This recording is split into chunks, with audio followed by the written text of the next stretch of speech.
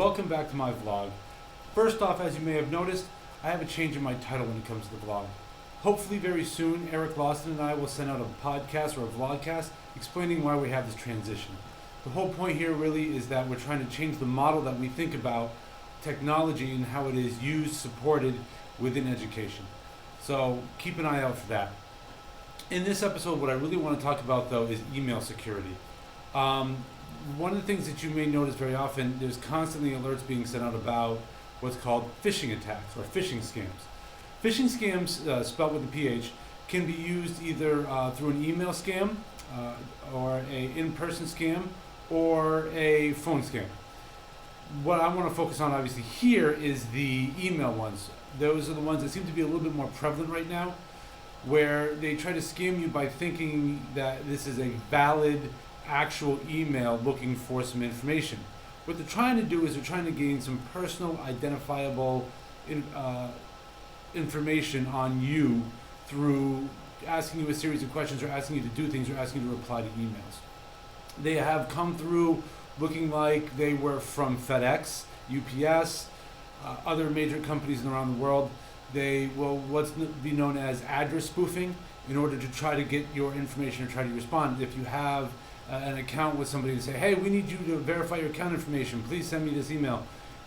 Then you send it back, they get all your information and they can use that against you. You've heard some major corporations with credit cards or account information like that get hacked and scammed so that they can gain information to your account. Target was a big one that was hit with a spoof that ended up getting a whole bunch of people's accounts hacked. The basic gist of it is if you don't recognize the person sending the email or the subject looks kind of wonky, you should probably delete the email. Don't open anything that doesn't look like it could be a valid email from a valid source. I know we get a lot of things from parents that you look at that email just like, is this really what it is?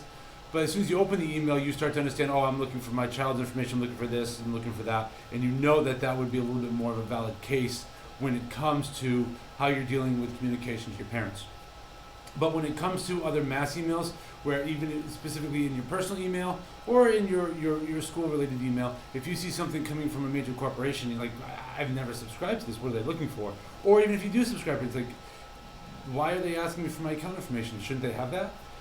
Exactly, they should have it. They should never ask you for that information. This goes all the way along the lines. No one should be asking you via electronic, whether it be by phone or by email, to identify yourself or to give out any account information or any of your personal information. Don't respond to them. Alert your IT staff that you have gotten these emails and then delete the email. Through my career in IT, it's been countless amount of times where I get somebody that says, my account's been disabled. I don't know why my account's been disabled. We go through, we look at it. Oh, you've got 100,000 spam messages being sent out because you responded to an email that you should not have responded to. It happens all the time. I mean, we had one instance when I was working in higher education where it shut down our mail servers for 24 hours because we had so much mail being sent out because somebody clicked on a message that they didn't know was there. It was a valid one, and they responded to it, and boom, we're done. We're shut down. We can't deal with it.